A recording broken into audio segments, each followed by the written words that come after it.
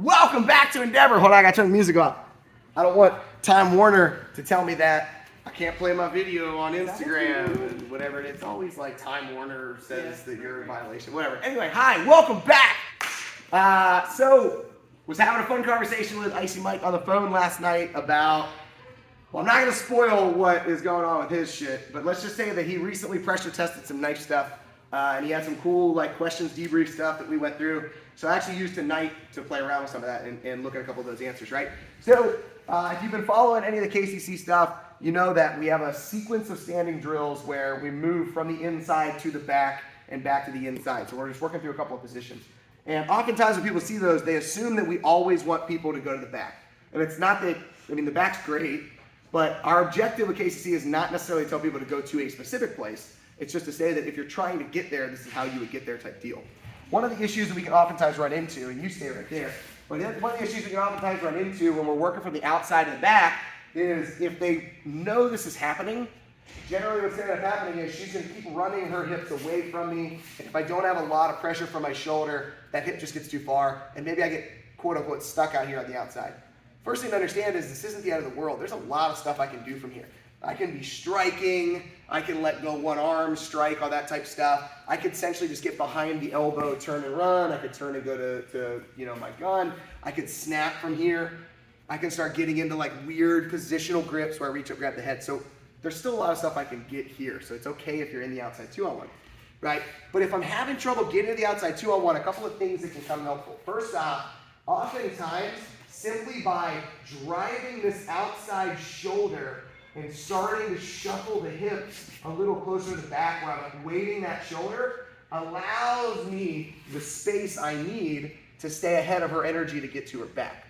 What most of the time happens in an outside 2-on-1 is people are so focused on heavy weight down here on the arm that they forget that I want to fill space. Ooh, that made a fun noise.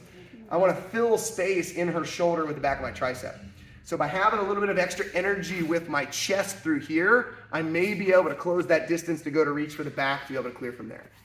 Another thing that may happen, especially if they have long sleeves and I can grip in some form, but even if they don't, is I can actually reach and get either the far side lat or across to the hip, or if they happen to have like a belt on, I could grab pants on the belt, and then I can use that essentially like a tow rope to pull me around to the outside to get my shoulder in that position. So again, one of the main things if you're having trouble finding the back in a traditional sense is that heavy forward or inside shoulder pressure as I go to find that spot. So that's one piece of the puzzle. But hey, shit happens. So what happens if I'm moving towards the back and she's circling away? Okay, well in this case, the next place that I would start to take people is if she's circling that hip away, if I think about the legs of a table and I think about the base, or even in people that talk about judo and like top of the T or in the triangle, if she's pulling her right hip, in this case, away from me, then what she's doing is she's elongating or creating the top of the T or the top of the triangle out here, which is the space that I own. Well, while I'm trying to go towards the back or she's retreating her hips, that's where I'm gonna drag and fill that space. So the energy of her retreating actually gives me a good opportunity for that forward energy to snap. So that's one idea. Okay, well maybe the snap's not working, they're doing a pretty good job of holding there, and maybe I'm even losing this position. She starts to circle around, and I'm starting to lose the outside position on the elbow. Well now, I can either stop in the front side 2-on-1 and snap, which we already addressed in the KCC program, or if she continues to circle and I'm losing that energy, I can actually go around the back, and I can catch my split seat belt a la Craig Douglas, right? So there's one option there.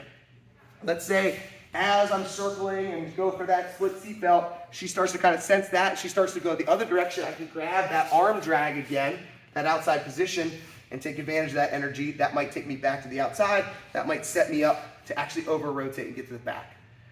What I'm doing essentially is, if I'm moving this direction and she's moving this direction, if I can't stay ahead of the spin, then I'm going to change direction on the spin. And I'm going to start to try and find some way to attack this way.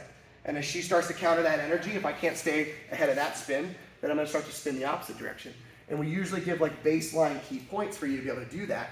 But we're dealing with that rotational energy by understanding if I can't stop the energy or get ahead of the energy, then the best option may be to go around the energy the opposite direction.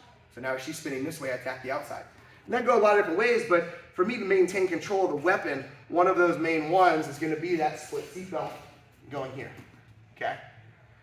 So as we get into that, that's our kind of circular concept and circular energy. Now we start looking at like up-down energy, right? So if I'm having trouble with all of this shit, I'm gonna go to the back and that's not working. I'm trying, that's not fucking working. Fuck, it's going everywhere here. Well, now I want to change the dynamic of the energy, and instead of staying inside of the circle and trying to race it forward or backward, I'm gonna pull things down or even outside of the circle. That's again where maybe I go into my snap downs, but maybe if I've lost grips, or maybe if the snap on the arm's not working, that's where I start climbing the head. Right? I reach away with the hand to go to the head. I can come over the head this way. I can come over the head this way. If I'm out in front, with the front side 2-on-1, and I feel like I'm kind of moving this direction, I'll do a big old bear claw, come over to the outside, drag the head down to the floor. And now I put them down on the floor, I change the name of the fight that way. So there's another, again, fun option there. And again, I can do that from anywhere. Let's say I was going to my split seatbelt here, and she starts to back away, and I don't feel like I can get, maybe she's pulling the knife away from me. Just scoop the underhook. Drive, put them down to the floor. So I've got the concept and the idea of, okay, can I stop the energy? That's the heavy shoulder pressure, or the grab of the hips. Okay, I can't do that. So now I'm having trouble and I'm not able to catch up with the circular energy. So I'm gonna change direction on the circular energy. And now I can start working to the outside this way. I can scoop. If that's not working, okay, well, I can't get in or outside of the circle. So I'm gonna drop the circle down. I'm gonna snap down into position. So a couple options. So baseline, recap, heavy outside shoulder is gonna help me get that outside position. That's one, right? If I'm getting pulled way out of this and I start to lose position on the circle, I've got split seat belts, far side underhooks, duck unders just to get to the back, all that type of fun stuff where I attack the frame side. Maybe she's even framing. This is where we just kind of skip over, end up on the back that direction. If I start going this direction and she changes the energy, I go back the other direction again. Try to speed that over. Maybe I end up on the backside here. If I'm having trouble with all this, pull the head down, shove them into the floor. All the time, if you feel like you have the control, implementing, striking, finding opportunities to turn and run away, all that. But it's that idea of like moving with, ahead of, stopping, or changing the energy. So one way to kind of look at it and play around with it, tussle around with some of those ideas, definitely pressure test your stuff, and come to a Knife Control Concepts seminar and learn a little bit more about that. See you guys next time.